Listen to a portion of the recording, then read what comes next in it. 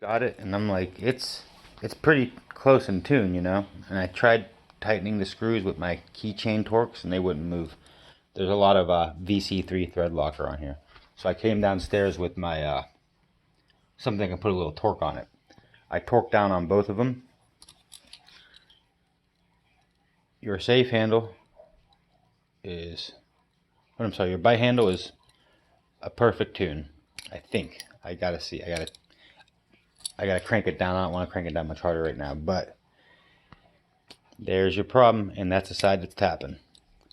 It's an undersized bushing, and it wasn't cranked all the way, even though it was very little play, but because it wasn't smushing the bushing, it was leaving a little tap, more play in the blade. So you are undersized on that side. And what they did was they just basically set you, here, hold this real quick. They basically just set it to where they needed it and Loctited the shit out of it. So I'm going to back it off a little bit right where they had it. Get it worked in because I just, alright. Huh? Yeah, they had it. It's a little more undersized than it appears to be. Okay. There we go. See, it looks like it's perfect. When you go to wiggle it, there's not much play. There's no play because it's not on the bushing. It's basically a washers only on this side. But they have the tension set just perfectly.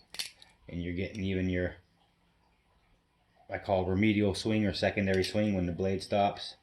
How that still wants to try to approach. But if you notice, it's taking the blade with it a little bit. The proper swing should be like this. See how that's still wanting to advance into the blade, both sides. So we're going to take that knife to that swing with no tap and no play. I'm going to put XP bushings in it.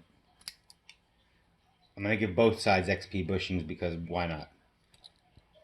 But see how it's moving the blade with it? And this side doesn't. Watch when it stops. See?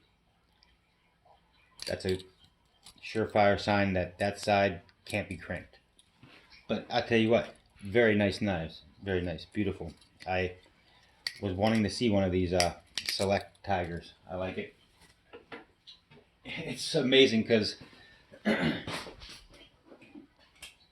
mine was a silver version. And I had no idea they... I did this myself, this anno, and I had no idea they were that color. I mean, I knew they were green. I thought they were antiqued.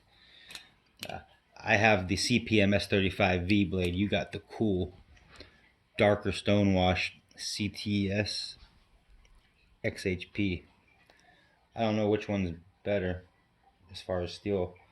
But see, comparing mine to yours, it looks like the previous owner did a shit job sharpening it, which I couldn't tell until I compared two of them. But also very nice knife. If you're ever interested in selling this, I love these things. Maybe we can work something out with some work or something or whatever. But yeah, I'm going to have this thing nice because this has a little tap to it. A lot of tap, actually. Matter of fact, I was so concerned, like, not concerned, but like when you got that, it felt so tight, that replicant, when I got it, I'm like, I saw your pivots were dry, and usually most knives will have a little play in after you tune them until you put the oil in and everything gets solid and locked, it takes in all the gaps. So I tried oiling that and it didn't remedy the problem. And if it was a slightly oversized too much bushing, or I'm saying the bushing was properly tuned and it just needed oil, putting the oil would have taken all the play out of it and all the tap, but it didn't. So then I did the crank test and that led me to discover you have a undersized bushing, or at the very best, perfectly sized to the blade. But here's mine. Here.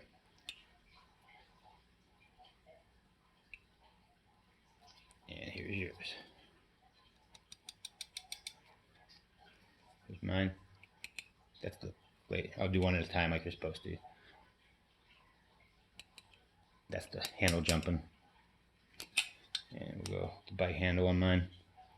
That's where, I'm sorry, the safe handle. The safe handle is usually the most offensive player in tap because it's thicker. You know, you have a lot less, you have more clearance here because of the bevel. So, and this is where mine is, which I consider a good tune. This play is about as best as a serpent's going to get.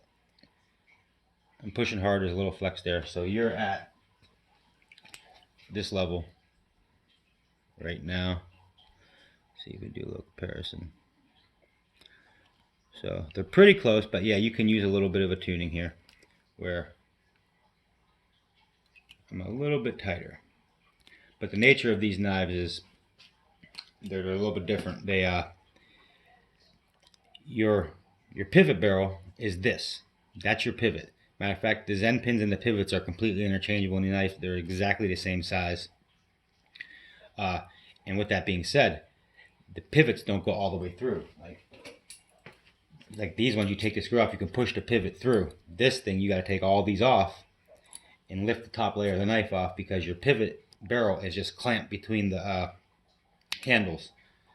And it's a very cool setup in this knife. I believe this is how bushing should be done because it's in my opinion, it's just a better setup than the sandwich bushings. This floating bushing with the no-through pivot, I like to call it.